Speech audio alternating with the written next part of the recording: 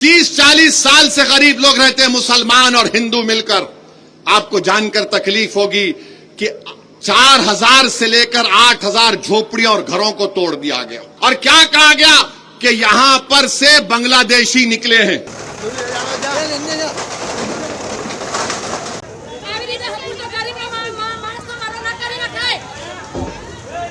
तो मलबे के ढेर पे ही सो रहे हैं आप? हाँ, यही सो रहे हैं, क्या करें। घर भर है नहीं, किराए से मिल रहे भी नहीं है। 10,000 रुपए भाड़ा, 50,000 रुपए डिपोट, इसका से लाने की। बांग्लादेशी तो है नहीं, पैदा हम यहाँ हुए, प्रूफ हमारा पूरा यहाँ के यहाँ है। बांग्लादेशी का तो नाम ही है, खाली काम दूसरों का है। हमारे को उनका नाम देके हमारे को घर से बेघर कर दिया। जो मदद करने आते हैं कोई ऐसे मुसलमान दाढ़ी वाले, उनको भी पुलिस वाले आने नहीं देते। मेरी 53 बरस की उम्र है, मेरे माँ बाप सब यहीं गुजर गए। पैसे के वजह से कहीं पे भी घर बार नहीं मिल रहा। जहाँ भी जाओ ना डिपॉजिट ज्यादा है, सबसे ज्यादा डिपॉजिट। तो इंसान कमाएगा कि डिपॉजिट भेगी करेगा कि बच्चों का ध्यान देगा कि आदमी कमाने जाएगा तो घर का टेंशन। और वो चीज वो वहाँ की मंदिर में यहाँ का भेदभाव करके वहाँ का नहीं तोड़ा। हमारी दरगाह मस्जिद हर एक चीज तोड़ दी है लोगों ने, पर वो नहीं तोड़ा। बोले उनके पास लीगल नोटिस है। पिछले 3-4 साल से हम देखें तो 2022 में इसी इलाके से गुजरात एटीएस ने 4 आतंकवादी पकड़े थे। अहमदाबाद शहर में जो ईशनपुर पुलिस स्टेशन में चंडोला जो तालाब है, जिसमें फेज 1 अप्रैल लास्ट में हुआ था, उसका फेज 2 कल से चालू किया गया था। कल ऑलमोस्ट जितने भी रेजिडेंशियल और कमर्शियल बिल्डिंग्स थी वो सभी को हटाया गया था। उसके बाद सिर्फ रिलीजियस स्ट्रक्चर जितने थे वो बचे हुए थे। ये काफी टाइम से बांग्लादेशियों का अड्डा जैसा बन गया था। वहाँ इलीगल एक्टिविटीज भी, जैसे प्रोहिबिशन की एक्टिविटीज है, ड्रग्स है, प्रोस्टिट्यूशन है, काफी इलीगल एक्टिविटीज भी उस एरिया में होती थी।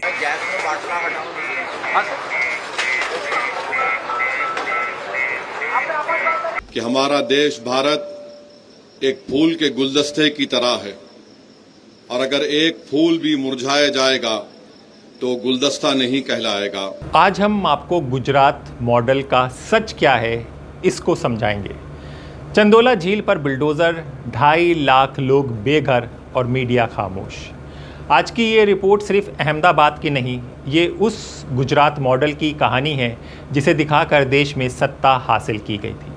लेकिन सवाल है, अगर विकास के नाम पर गरीबों के घर तोड़े जाएं, बच्चों की पढ़ाई छीन ली जाए और लोगों को घुसपैठिया कहकर सड़कों पर घसीटा जाए, तो क्या यही मॉडल है? नमस्कार, मैं हूं हैदर अब्बास नकवी और आप देख रहे हैं दा स्वतंत्र। आज हम बात करेंगे एक ऐसी रिपोर्ट की जिसे शायद ही कभी गोदी मीडिया आपको दिखाए।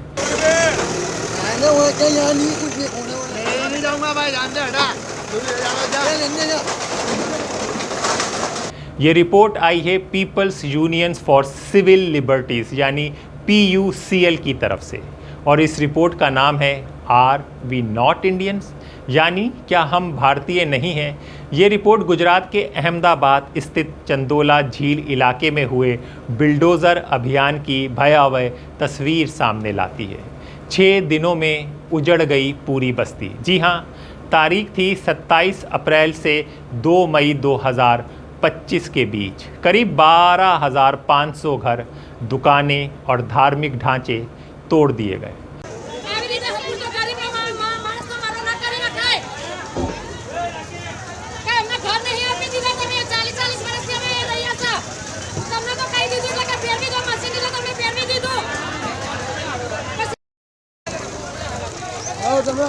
हमारा वीडियो उतारो।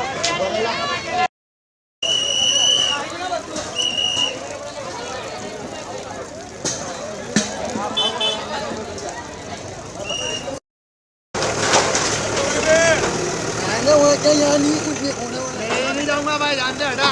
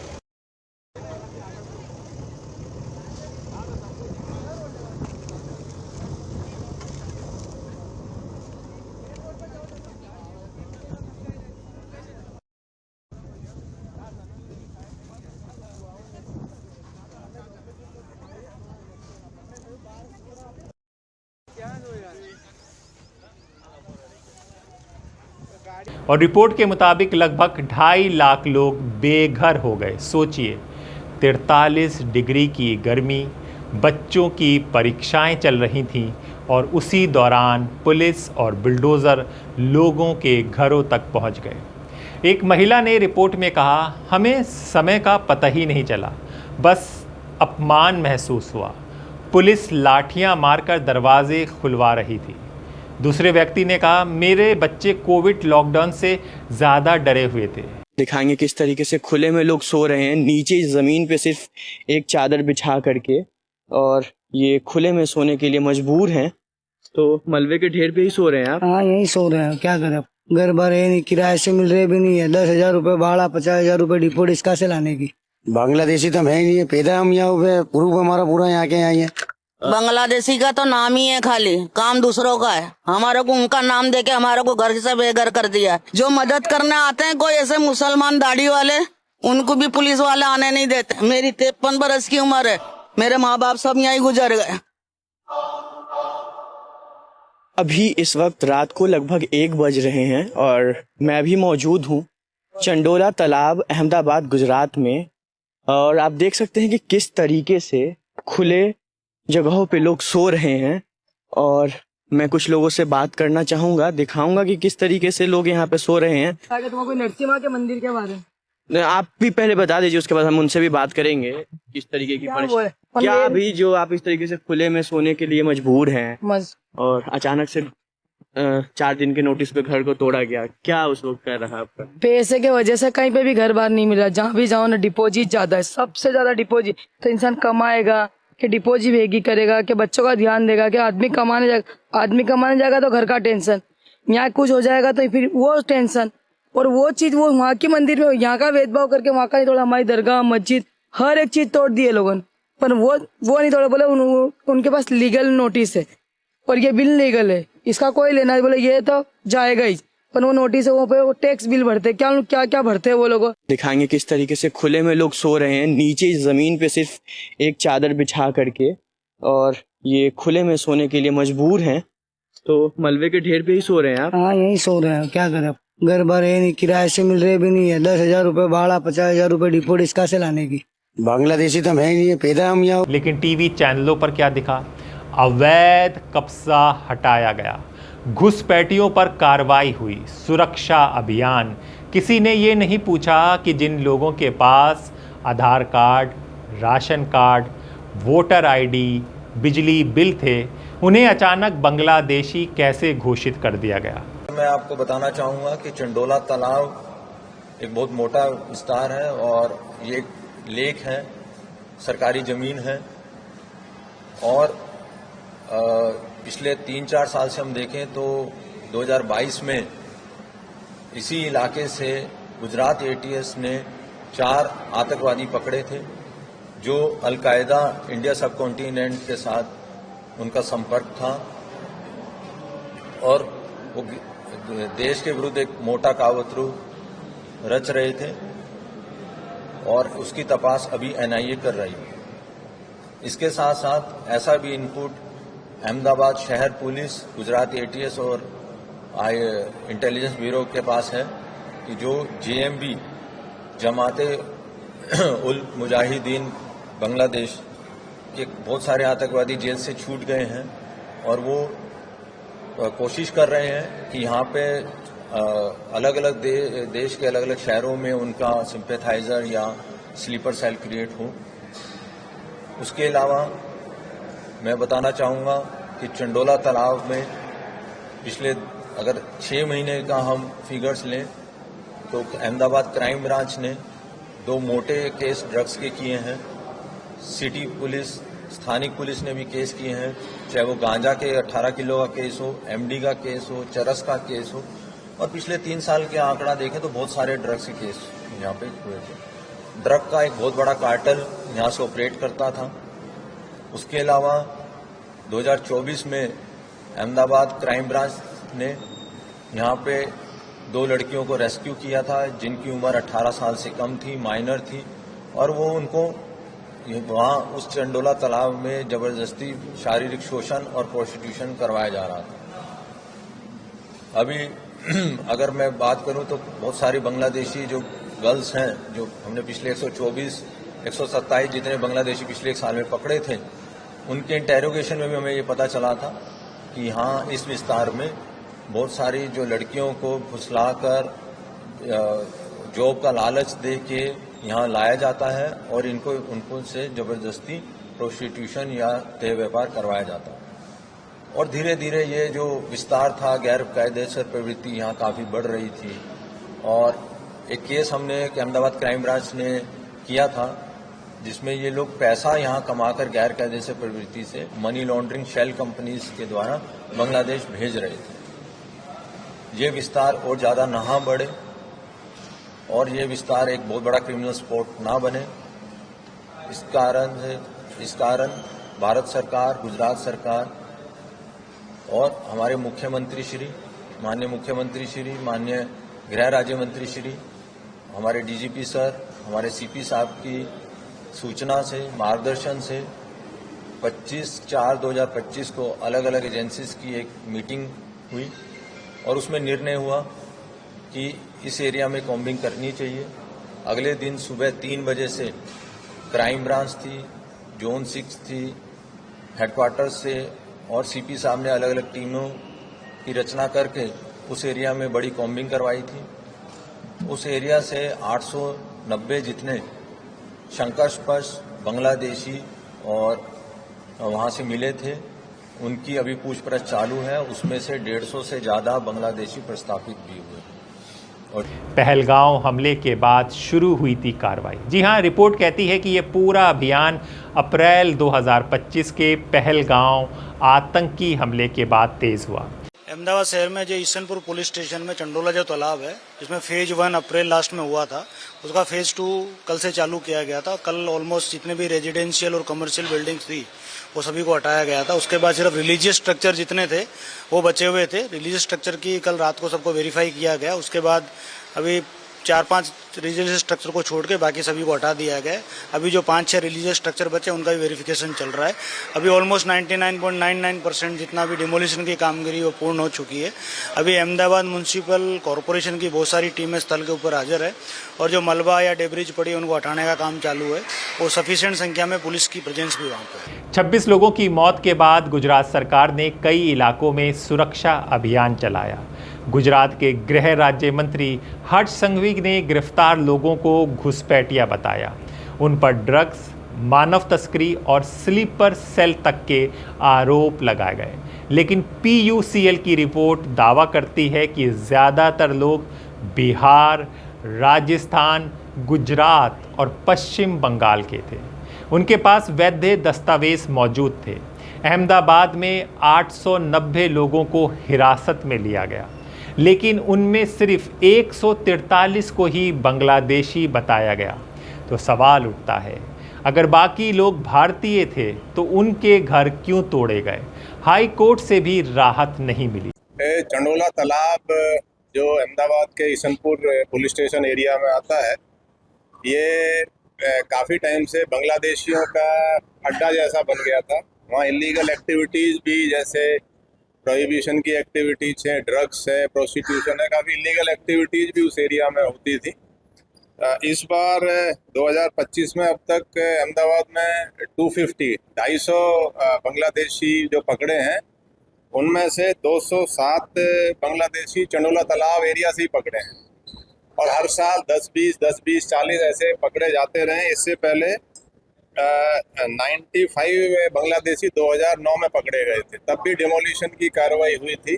और इस बार भी फेज 1 की डिमोलिशन की कार्रवाई 29 और 30 अप्रैल को हुई है और ये सेकंड फेज की कार्रवाई कल 20 मई से शुरू होने जा रही है।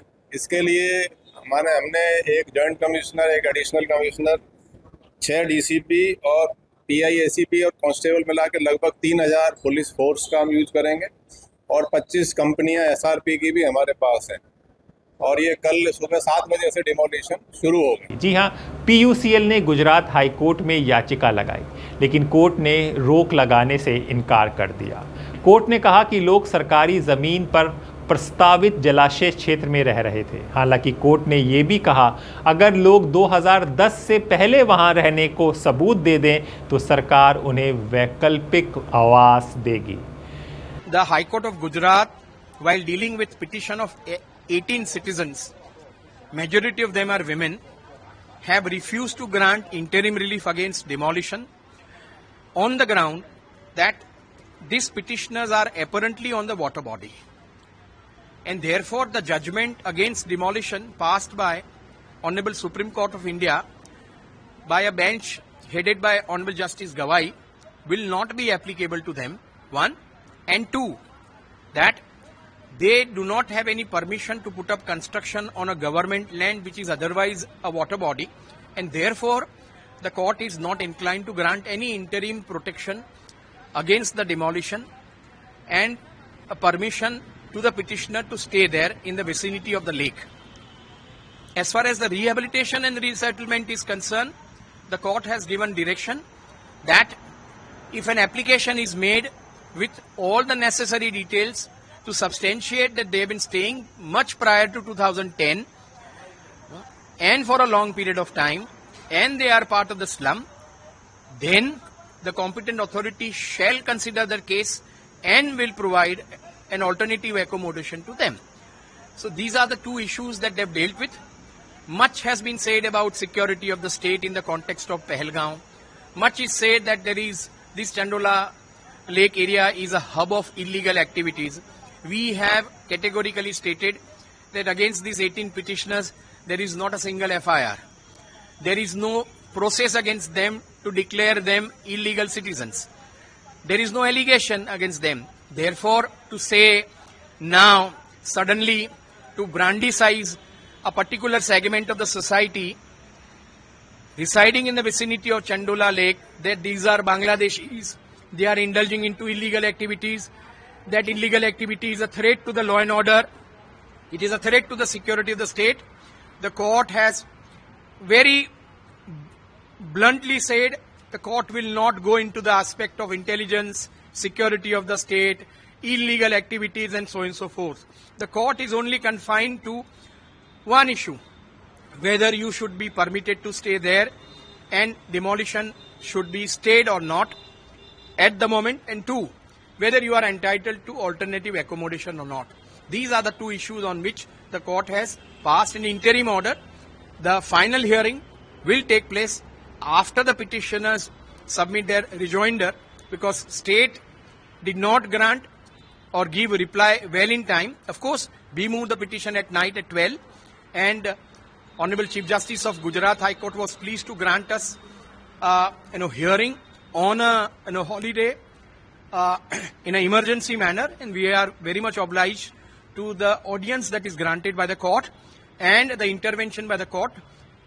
We have not been granted interim protection, that is the discretion of the court, but with regard to rehabilitation and resettlement, we are grateful to the court. लेकिन हुजूर, असली कहानी यहीं से शुरू होती है, पुनर्वास या नया जाल। सरकार ने कहा लोगों को प्रधानमंत्री आवास योजना के तहत घर दिए जाएंगे। अब सुनिए, लेकिन शर्त क्या थी? पहले 7,500 रुपए जमा करो, समझे आप? फिर करीब 3 से 3.5 लाख तक भुगतान करो।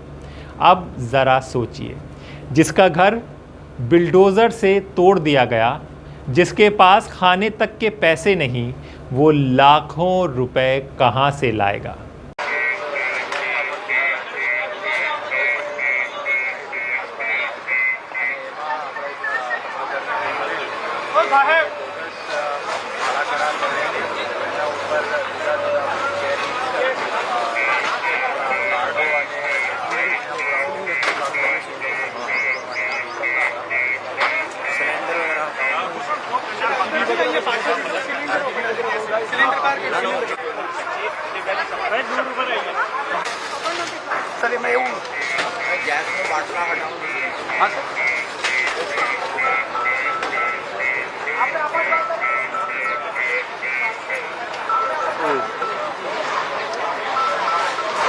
आदान बस चालू है ओके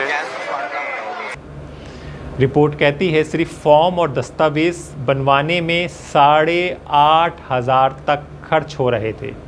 एक गलती होने पर नया फॉर्म फिर से खरीदो, यानी पहले घर तोड़ो फिर गरीबों को कागजों के चक्कर में घुमाओ।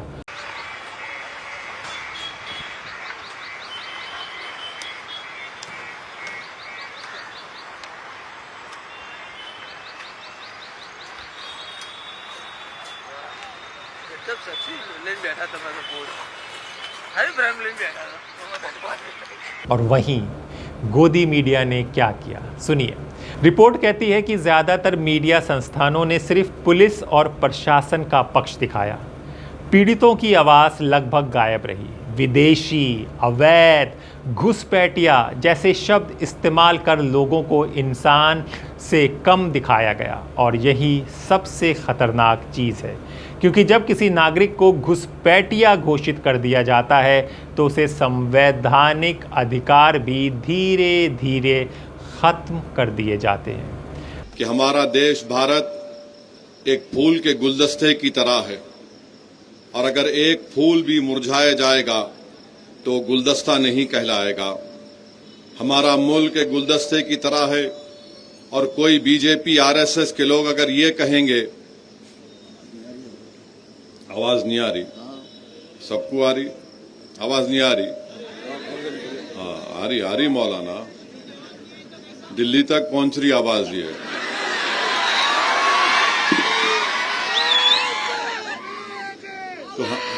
तो सुनो, बीजेपी आरएसएस ये कहना चाहती है कि गुलाब का फूल है, तो आरएसएस और मोदी बोल रहे नहीं, गुलाब की खुशबू नहीं निकालना, तुम चमेली की खुशबू निकालना। 30-40 साल से गरीब लोग रहते हैं, मुसलमान और हिंदू मिलकर। आपको जानकर तकलीफ होगी कि 4,000 से लेकर 8,000 झोपड़ियों और घरों को तोड़ दिया गया। 4,000 से 8,000 झोपड़ी और घरों को तोड़ दिया गया, और क्या कहा गया कि यहां पर से बांग्लादेशी निकले हैं।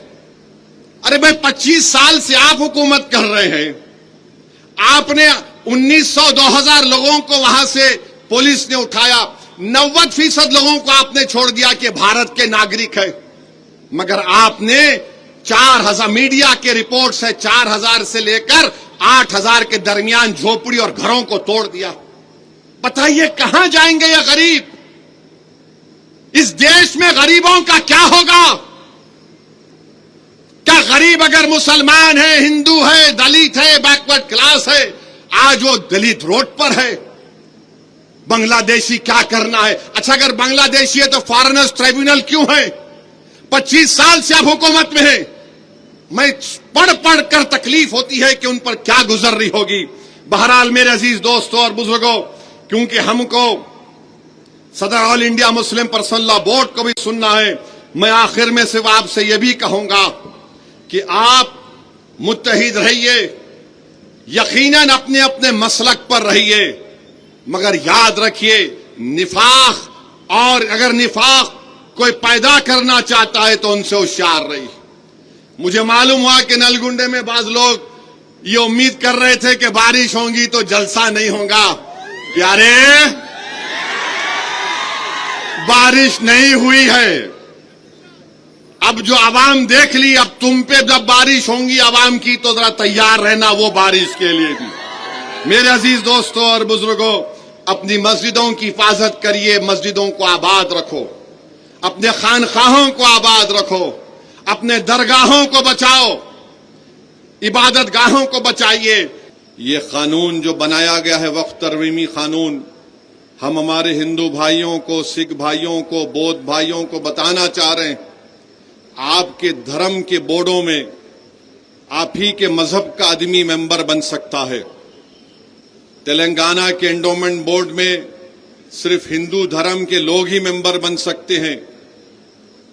सिख गुरुद्वारा प्रबंधक कमेटी में सिर्फ सिख ही लोग मेंबर बन सकते हैं।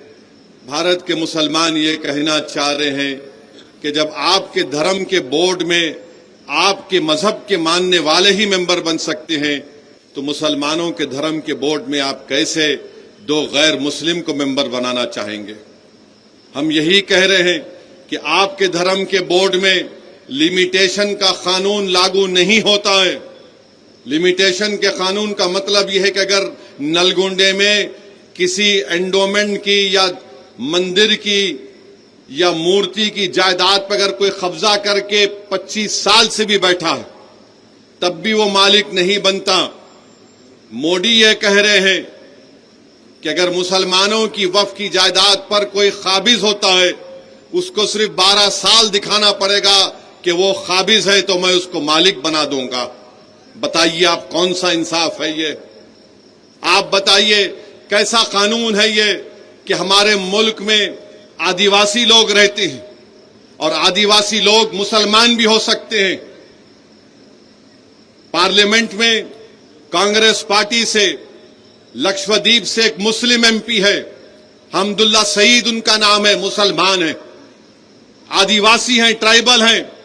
उनके वालिद 9 मर्तबा के एमपी थे कांग्रेस पार्टी से, राज्यसभा के लोकसभा के डिप्टी स्पीकर भी थे। आपने कानून बना दिया कि शेड्यूल 5 शेड्यूल 6 में कोई वक्फ की प्रॉपर्टी नहीं दी जा सकती है, तो वो जो आदिवासी मुसलमान है क्या वो अपनी जायदाद को वक्फ नहीं कर सकेगा? क्या ये हमारे भारत की आईन के आर्टिकल 14 के खिलाफ नहीं है, आर्टिकल 15 के खिलाफ नहीं है, आर्टिकल 26 के खिलाफ नहीं है, आर्टिकल 29 के खिलाफ नहीं है? इस तरह का कानून बना दिया गया। उत्तर प्रदेश में, हरियाणा में, पंजाब में वक्फ इवैक्यू प्रॉपर्टीज है। जो लोग इस वतन को छोड़कर चले गए थे उन्होंने कहा कि मैं वतन को छोड़ रहा हूं मगर मैं ये जायदाद अल्लाह को उसका मालिक बनाता हूं।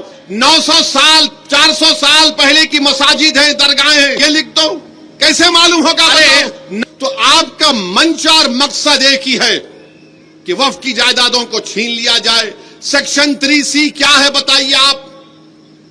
सेक्शन 3D क्या है कि अगर कोई मस्जिद, दरगाह, खानखा, आशुर खाना आसार खदीमा के तहत एंशिएंट और प्रोटेक्टेड होगा तो वक्फ नहीं होगी, उसका मालिक हुकूमत हिंद ASI होगा। आखिर क्यों इस तरह का कानून आप बनाए और बोलते कि नहीं नहीं पूरे मुसलमान इसकी तायीद कर रहे हैं? अरे जो अबू जहल, अबू लहब का जानशीन है वही मोदी के इस काले कानून की तायीद कर रहा है। जो मोहम्मद मुस्तफा सल्लल्लाहु अलैहि वसल्लम का गुलाम है वो आज भी कहेगा, कल भी कहेगा, सुबह कयामत का कहेगा ये कानून काला है। जिस चीज का मालिक अल्लाह है तुम उसको हमसे छीनना चाहते हो, हम इसको मुस्तरद करते हैं। तो मेरे अजीज दोस्तों और बुजुर्गों, ये कानून का बाद में बनाएगा वो वक्त नहीं होगा। और नरेंद्र मोदी की हुकूमत ने झूठ बोला इस मुल्क के देशवासियों से, कहा कि सेक्शन 2C हम लाए हैं। क्यों लाए हैं? कि हमारे खोजा भाइयों ने मुझसे आकर कहा, अरे मेरे भाई खोजा भाइयों ने, मैं कमेटी का मेंबर था, हमारे खोजा भाइयों ने इस मुल्क के सबसे बड़े वकील को लंदन से लाया, जनाब हरीश साल्वे, किंग्स काउंसिल को लाकर उन्हें कहा कि डालो इस कानून से, क्योंकि हमारे पास दाइल मुतलक का कॉन्सेप्ट है। आपने उनके खंधे पे रख के तोप चला दी। मोदी ने 2C क्यों लाया? क्योंकि इस मुल्क का सबसे दौलतमंद आदमी ने बंबई में खोजा बरादरी के यतीम खाने को खरीद कर, गैर कानूनी तौर पर खरीद कर, जो वक्फ की जायदाद थी। सवाल दोस्तों सिर्फ गुजरात का नहीं है। रिपोर्ट में दावा किया गया है कि एक ऐसी कार्रवाई जिसमें अहमदाबाद में नहीं, बेतक, द्वारका, वडोदरा, भावनगर, राजकोट, जामनगर जैसे कई इलाकों में भी बिल्डोज़र अभियान चलाए गए। कारण हर बार अलग बताया गया, कहीं विकास, कहीं सुरक्षा, कहीं अवैध कब्ज़ा, लेकिन असर हमेशा एक जैसा रहा। गरीब और कमज़ोर लोग उजड़ते गए। कॉमनवेल्थ गेम्स और गरीब का डर। जी हाँ, अहमदाबाद अब कॉमनवेल्थ गेम्स की तैयारी कर रहा है। रिपोर्ट चेतावनी देती है कि शहर को चमकाने के नाम पर गरीबों को मिटाया नहीं जा सकता।